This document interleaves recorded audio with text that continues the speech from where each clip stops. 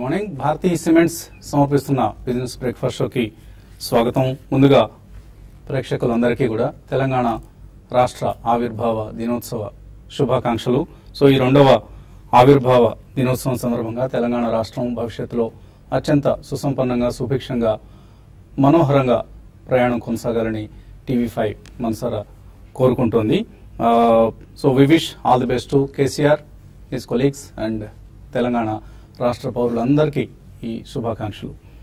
So KCR and colleagues అంటే గుర్తుకొచ్చింది. 2 ఏళ్ల కేసీఆర్ పాలన సందర్భంగా ఒక చక్కటి విస్తృతమైన సర్వే నిర్వహించింది తెలుగువారి అభిమాన న్యూస్ ఛానల్ టీవీ5.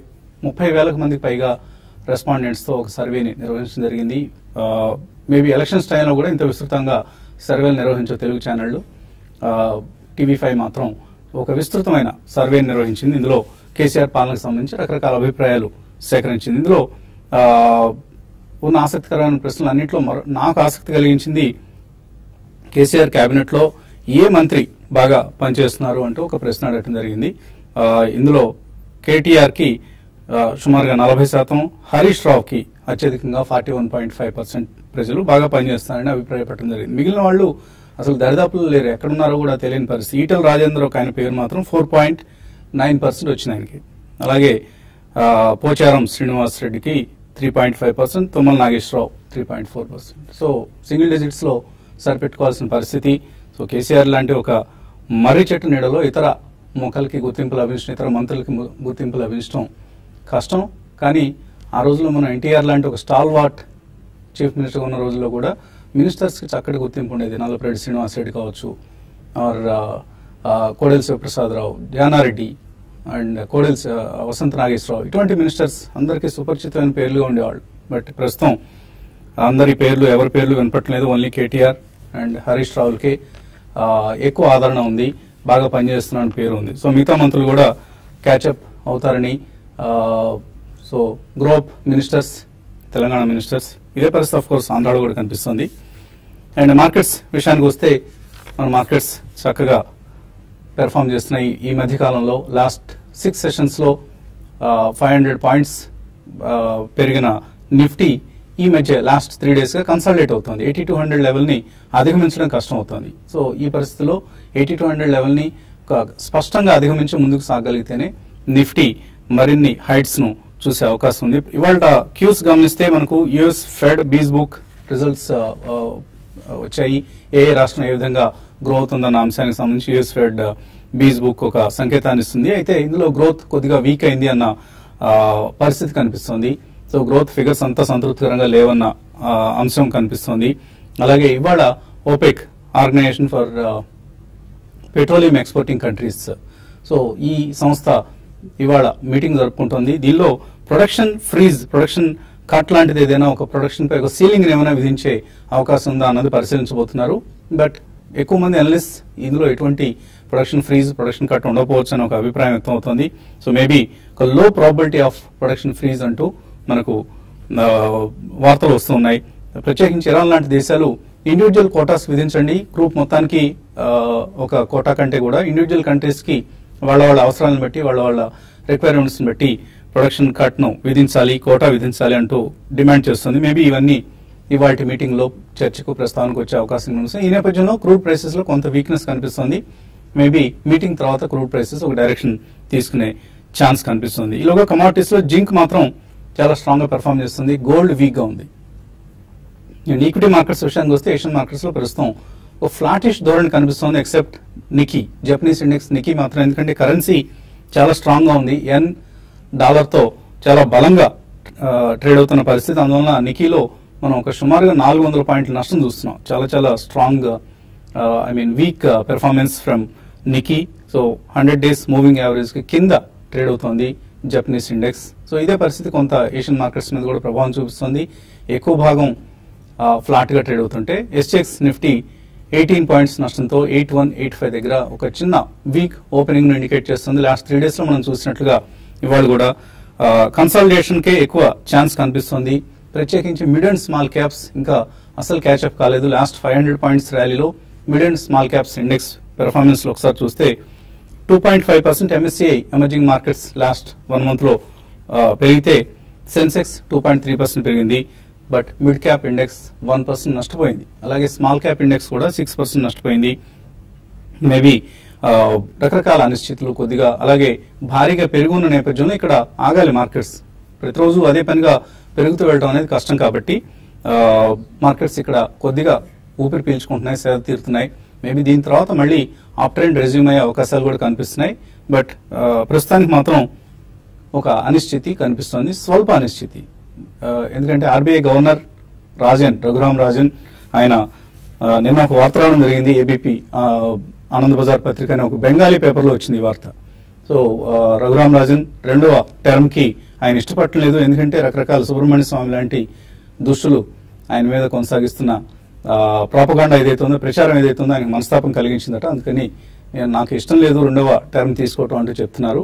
బట్ ఎక్కువ మంది మార్కెట్ నిపుణులు కావచ్చు, ఎకానమీ పట్ల కన్సర్న్స్ ఉన్నవాళ్ళు మాత్రం రఘురామ్ రాజనే రెండవ విడత కూడా ఆర్బీఐ గవర్నర్ గా నియమితులు కావాలి అంటూ అభిప్రాయపడుతున్నారు. సో మేబీ ప్రధాని మోడీ రఘురామ్ రాజన్ ని కొనసాగించడమే ప్రస్తుతం ఉన్న పరిస్థితిలో బెస్ట్ స్ట్రాటజీ అవుతుంది. లేకపోతే కొద్దిగా ఫైనాన్షియల్ మార్కెట్స్ మాత్రం నిరాశ చెందే పరిస్థితి కనిపిస్తుంది. మార్కెట్స్ గురించి మాట్లాడేందుకు మనతో అనలిస్ట్ శేషు సిద్ధంగా ఉన్నారు. సో ఎటువంటి ట్రేడింగ్ ఐడియాస్ ఇస్తారు ఇవాళ? ట్రేడింగ్ అంటే కన్సాలిడేషన్ లోనే ఉంటుందండి. అయితే మనం చూసాం నిన్న నిఫ్టీ 8,200 పైన చాలా వరకు సస్టైన్ అయింది ఫస్ట్ హాఫ్ అంతా. అయితే సెకండ్ హాఫ్ కి వచ్చేటప్పటికి మళ్ళీ గ్లోబల్ క్యూస్ కొంచెం నెగిటివ్ ఉండడం, అంటే యూరోప్ మార్కెట్స్ కొంత వీక్ ఉండడము, కొన్ని ఇండెక్స్ బేస్డ్ స్టాక్స్ మరీ ముఖ్యంగా బ్యాంకింగ్ స్టాక్స్ నేను మనం చూస్తే నిఫ్టీ మనకి పాజిటివ్ లో క్లోజ్ అయింది. అయితే బ్యాంక్ నిఫ్టీ 1% నష్టంలో క్లోజ్ అయింది. మళ్ళీ పిఎస్యూ బ్యాంక్స్ లో మళ్ళీ ఇంకొక సెకండ్ లెగ్ ఆఫ్ సెల్లింగ్ అనేది మనం చూసాము. అంటే ఇంతకుముందు ప్యానిక్ గా సెల్లింగ్ ఉండింది. అయితే ఈరోజు నిన్న అంతా లేకుండా ఒక 2-3% కైండ్ ఆఫ్ సెల్లింగ్ చూసాము. అయితే ఇక్కడ మళ్ళీ బ్యాంక్ నిఫ్టీ అనేది చాలా క్రూషియల్ గా చెప్పొచ్చు. ఎందుకంటే బ్యాంక్ నిఫ్టీ వీక్ ఉంటే డెఫినెట్ గా నిఫ్టీ హైయర్ లెవెల్ లో సస్టైన్ కాదు. కాబట్టి బ్యాంక్ నిఫ్టీకి 16,400 ఆ లెవెల్ కానీ కట్ అయిందా, 17,400 ఆ లెవెల్ కానీ కట్ అయిందంటే కొంచెం వీక్నెస్ అనేది వచ్చి కొద్ది రోజుల్లో రావచ్చు. దానికి ప్రధాన కారణం కూడా ఇంతకు ముందు మీరు అన్నట్టుగా రాజన్ మళ్ళీ సెకండ్ టర్మ్ రాకపోతే కొంచెం బ్యాంక్ నిఫ్టీ వీక్ అయ్యే అవకాశం కనపడుతుంది. ఇంకా ఇండివిజువల్ స్టాక్స్ విషయానికి వస్తే నిన్న కొన్ని సెలెక్టెడ్ స్టాక్స్ లో, mid cap stocks like HFCL లాంటి వాటిలో మంచి అప్ ట్రెండ్ చూసాము. కాబట్టి ఇటువంటి స్టాక్స్ లో ఎవరైతే లాంగ్ పొజిషన్స్ ఉన్నారో వాళ్ళు కంటిన్యూ చేసుకోవచ్చు. బట్ స్ట్రిక్ట్ స్టాప్ లాస్ పెట్టుకోమంటాను. తర్వాత జస్ట్ డేలో ఒకటి నిన్న చూసాం, నిన్న కూడా 2% దాకా కొంచెం పెరిగింది. అయితే జస్ట్ డేలు మాత్రం 720 దగ్గర స్టాప్ లాస్ పెట్టుకొని పొజిషనల్ ట్రేడర్స్ దాన్ని సెల్ చేయమంటాను. ఈవెన్ బ్యాంకింగ్ స్టాక్స్ లో కూడా కొంత సెల్లింగ్ తీసుకోవచ్చు. అయితే మళ్ళీ ఎఫ్ఎంసీజీ స్టాక్స్, ఎందుకంటే మాన్సూన్ కి రావడానికి అవకాశం అంటే నెక్స్ట్ 1 వీక్ లో ఎంటర్ కావచ్చు. కాబట్టి దాని దృష్టిలో పెట్టుకుంటే మాన్సూన్ ఉన్న టైంలో ఇనిషియల్ గా ఎఫ్ఎంసీజీ స్టాక్స్ బాగుంటాయి. కాబట్టి అటువంటి స్టాక్స్ ను బై చేసుకోవచ్చు. అదొక కారణం. ప్లస్ మార్కెట్ ఈ లెవెల్లో ఆగుతుంది కాబట్టి పెద్ద హై బీటా స్టాక్స్ పెద్దగా పర్ఫార్మ్ చేయకపోవచ్చు. దానివల్ల ఏంటంటే ఎఫ్ఎంసీజీలో లాంగ్ పొజిషన్ తీసుకోమంటాను. తర్వాత ఈవెన్ ఫార్మా స్టాక్స్ లో కూడా కొన్ని సెలెక్టెడ్ ఫార్మా స్టాక్స్ కూడా డౌన్ సైడ్ ఈ లెవెల్ నుంచి పెద్దగా ఉండకపోవచ్చు. వాటిలో కూడా లాంగ్ పొజిషన్ తీసుకోవచ్చు. నిఫ్టీకి మనం రోజు చెప్పుకునేది 8,200, డౌన్ సైడ్ చూసుకుంటే 8,150 బ్రేక్ అయిందంటే కొంచెం వీక్ అవడానికి అవకాశం ఉంది. బ్రహ్మోత్సవం ఎంత పనిచేసింది? మహేష్ బాబుని, డైరెక్టర్ శ్రీకాంత్ అడ్డాలని నమ్ముకొని భారీ తారాగణంతో భారీ బడ్జెట్ తో సినిమా నిర్మించిన పీవీపీకి బ్రహ్మోత్సవం సినిమా చాలా అష్ట కష్టాలు తెచ్చిపెట్టింది. చివరికి ఆస్తులు అమ్ముకోవాల్సిన పరిస్థితి కూడా ఏర్పడింది. సో పీవీపీ 2 ఏళ్ల క్రితం సచిన్ టెండూల్కర్, మాస్టర్ బ్లాస్టర్ సచిన్ టెండూల్కర్ తో కలిసి కేరళ చెందిన ఫుట్బాల్ ఫ్రాంచైజీ కేరళ బ్లాస్టర్స్ ను కొనుగోలు చేశారు. సో అప్పుడు చాలా ఎంతూజియాస్టిక్ గా పీవీపీ చెప్పడం జరిగింది. స్పోర్ట్స్ అండ్ ఎంటర్టైన్మెంట్ ఎరీనాలో తాము చాలా యాక్టివ్ గా పార్టిసిపేట్ చేయబోతున్నాం అంటూ కేరళ టీంను కొనుగోలు చేసిన సందర్భంగా పీవీపీ భవిష్యత్ పట్ల చాలా ఆశలు పెట్టుకున్నారు. స్పోర్ట్స్ రంగంలో మరింత విస్తృతంగా ఇన్వెస్ట్మెంట్స్ చేయాలని ఆశలు పెట్టుకున్నారు. అయితే కేరళ బ్లాస్టర్స్ ని ఇప్పుడు అమ్మేసుకున్నారు. ఆయనకి గతంలో ఒక దశలో సుమారుగా 40% వాటా ఉంది. 40% వాటాని తర్వాత సచిన్ కే ఒక 20% అమ్మారు ఒక దశలో. అప్పుడు సచిన్ టెండూల్కర్ వాటా 40% నుంచి 60% పెరిగింది లాస్ట్ అక్టోబర్ లో. ఇప్పుడు మిగతా 20% వాటాను కూడా అమ్మేసుకొని ఎవరికి అమ్మారు? మన సినిమా స్టార్స్ సచిన్ తో పాటు రకరకాల వ్యాపారాల భాగస్వాములుగా ఉన్న నిమ్మగడ్డ ప్రసాద్, అలాగే అక్కినేని నాగార్జున, చిరంజీవి అండ్ అల్లు అరవింద్, ఈ నలుగురు కలిసి 20% పీవీపీ వాటాని సుమారుగా 80 నుంచి 100 కోట్లకి డీల్ జరిగి ఉండొచ్చు అని చెప్తున్నారు. బట్ డీల్ వాల్యూ ఎంత అనేది మనకు తెలీదు. మేబీ కేరళ బ్లాస్టర్స్ లో 20% వాటాని పీవీపీ అమ్మేసుకొని ఇప్పుడు బ్రహ్మోత్సవం సినిమాలో చాలా నష్టం వచ్చిందట, సుమారుగా 40 కోట్ల నష్టం వచ్చిండొచ్చని మార్కెట్ వర్గాలు చెప్తున్నాయి. సో ఇటువంటి ఈ డీల్ ద్వారా వచ్చే డబ్బులతో ఆల్రెడీ ఇప్పటికి డెట్ బర్డెన్ చాలా ఉంది పీవీపీకి. సో ఆ డెట్ బర్డెన్ తగ్గించుకునే ప్రయత్నంలో భాగంగా ఇప్పుడు ఏదైతే మనం ఈ పాయింట్స్ లో చూస్తున్నామో, గతంలో మాటి చాలా సక్సెస్ఫుల్ గా నిమ్మగడ్డ ప్రసాద్ ఒక సక్సెస్ఫుల్ సీరియల్ ఎంటర్ప్రెన్యూర్. ఆయన గతంలో మ్యాట్రిక్స్ ల్యాబ్స్ ని, మ్యాట్రిక్స్ ప్రసాద్ గా కూడా ఆయన్ని వ్యవహరిస్తుంటాం మనం.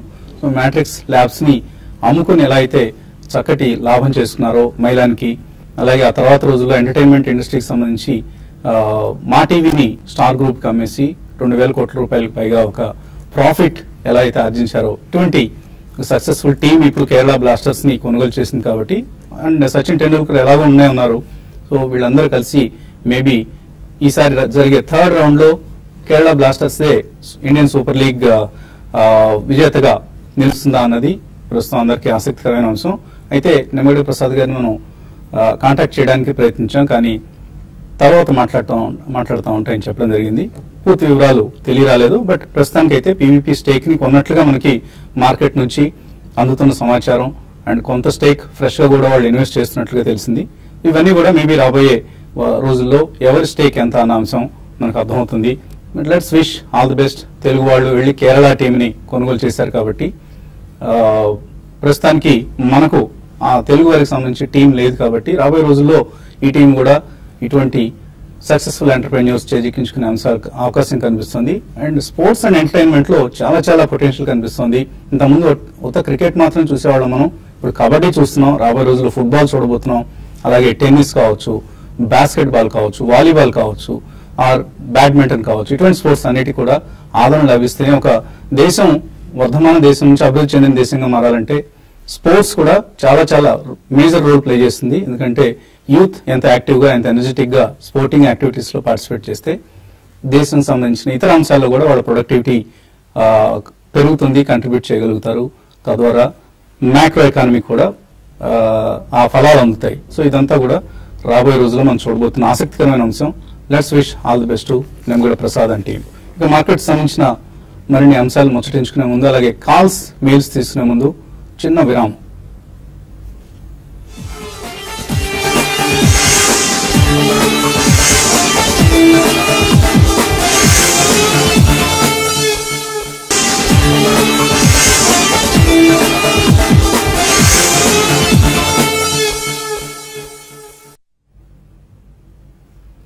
భారతీయ సిమెంట్స్ సమర్పిస్తున్న బిజినెస్ బ్రేక్ఫాస్ట్ షోకి తిరిగి స్వాగతం. కాలర్స్ లైన్ ఉన్నారు. మొదటి కాలర్ వైజాగ్ నుంచి శ్రీనివాస్. హలో హలో, అడగండి Srinivas. Good morning sir. Morning అండి, అడగండి.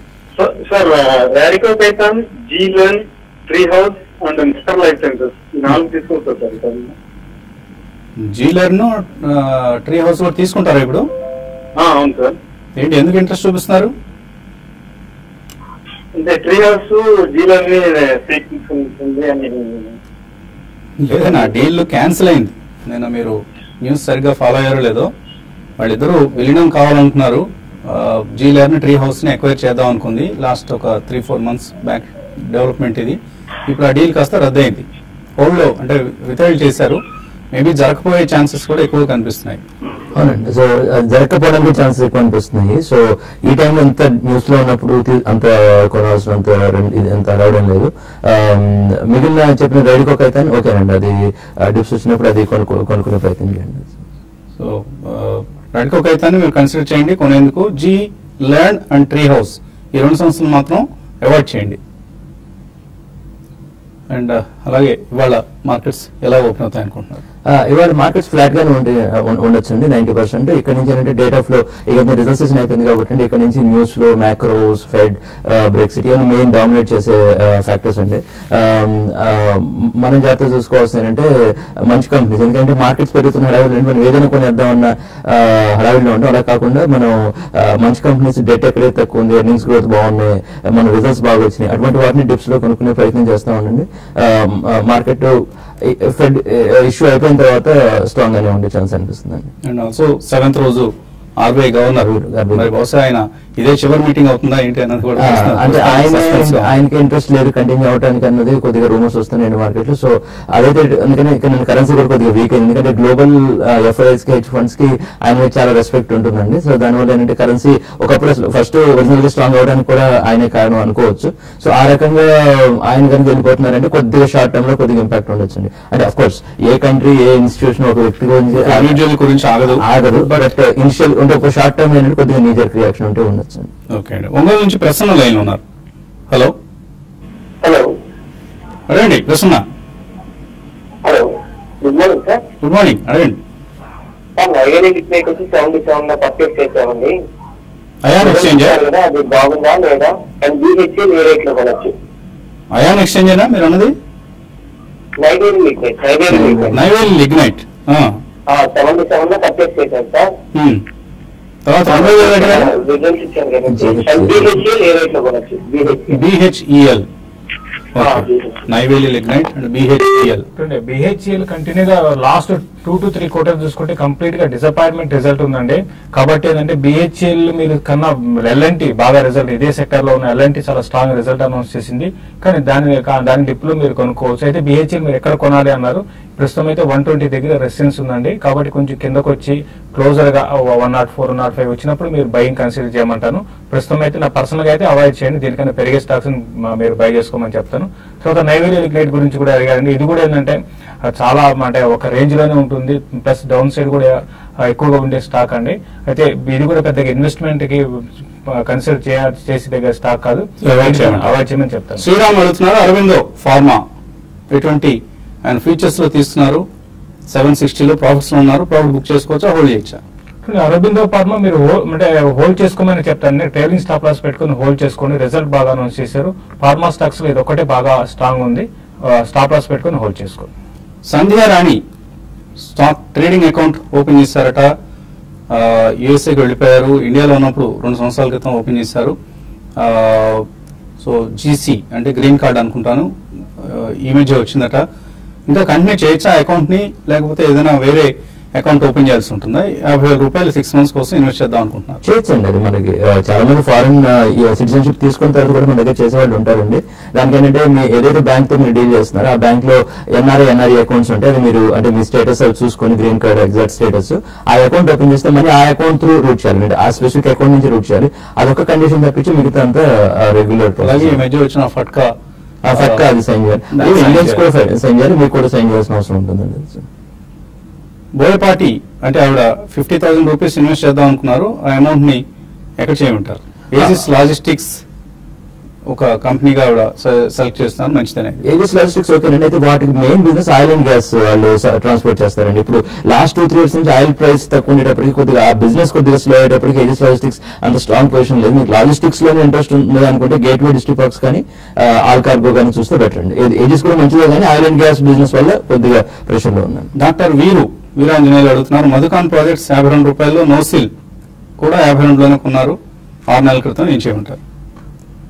మధుకాన్ ప్రాజెక్ట్స్ అంటే మీరు హోల్డ్ చేయమనే చెప్తానండి. ఇది కూడా పెద్దగా అంటే అప్ సైడ్ అయితే లేదండి. ర్యాలీస్ లో ఎగ్జిట్ కానీ ఇన్వెస్ట్మెంట్ కి అయితే అంత పెద్దగా పెరుగుతుంది అనుకోని ర్యాలీస్ లో ఎగ్జిట్ కామని చెప్తాను. బెహ్రా మూర్తి సామర్లకోట నుంచి అడుగుతున్నారు, టాటా మోటార్స్ DVR కొన్నారు 313, సంఘం అలాగే Kesoram industries, Nandan denim, intellect design ఇవన్నీ కొన్నారు. నిన్న కొన్నారు 16/2016. అంటే మంచివేనా ఇవి? అది మంచి కంపెనీ సెలెక్ట్ చేశారు, మంచివేనా అని అడుగుతున్నారు. అయినా సెలక్షన్ బాగానే ఉంది. అంటే కొద్దిగా హోంవర్క్ చేసి ఉండాలి, లేదంటే సెలక్షన్ జనరల్ రాదు. టాటా మోటార్స్ DVR కొంటే కూడా మంచి స్మార్ట్ మూవ్ అండి. ఎందుకంటే దగ్గర 150 రూపీస్ డిస్కౌంట్ లో ఉంది టాటా మోటార్స్ DVR. ఆ డిస్కౌంట్ 100 రూపీస్ వచ్చినా కూడా మీకు టాటా మోటార్ DVR లో పర్సెంటేజ్ గెయిన్స్ ఎక్కువ కనబడుతుంది టాటా మోటార్స్ కంటే. అది మంచి మూవ్ అండి. మిగిలిన చెప్పిన మీ కంపెనీస్ కూడా బాగానే ఉండండి, హోల్డ్ చేయమని చెప్తాను. మోటూరి రవి అడుగుతున్నారు, మార్క్సన్స్ ఫార్మా 20% లాస్ లో ఉన్నారు, Sun Pharma, GVK power loss లో ఉన్నారు, KPIT ఒకటి ప్రాఫిట్ లో ఉన్నారు, అలాగే టాటా మోటార్స్ హోల్డ్ చేయొచ్చేవి. మీరు చెప్పిన వాటిలో టాటా మోటార్స్, KPIT తప్ప మిగతా కూడా ఈ మధ్య కాలంలో బాగా రిజల్ట్ బాగాలేదు, దానివల్ల మీరు లాస్ లో ఉన్నారండి. ఇవన్నీ కూడా ఏంటంటే షార్ట్ టర్మ్ కి తక్కువ పెద్దగా పెరిగే అవకాశం లేదు. మీరు ఇన్వెస్ట్మెంట్ కి అయినా కూడా మీరు ర్యాలీస్ లో ఎగ్జిట్ కావాలని ప్రయత్నించేయండి. ఉప్పలపాటి కళ్యాణ్ రాజు అడుగుతున్నారు, 10 సంవత్సరాల కోసం మల్టీ బ్యాగర్స్ రికమెండ్ చేయాలట? సింఫనీ, అజంతా ఫార్మా ఇటువంటి స్టాక్స్ ఇచ్చినట్లుగా రిటర్న్స్ కావాలట.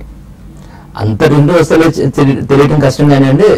మనం అనుకున్నట్టు సొమాలి సెరామిక్స్ కానీ, లేదంటే హిందూవేర్ కానీ, లేదంటే చాలా కాన్సెప్ట్స్ ఉన్నాయి. లేదంటే ఎల్ఐసి హౌసింగ్ ఫైనాన్స్ అని, రెప్కో హోమ్ ఫైనాన్స్ అని.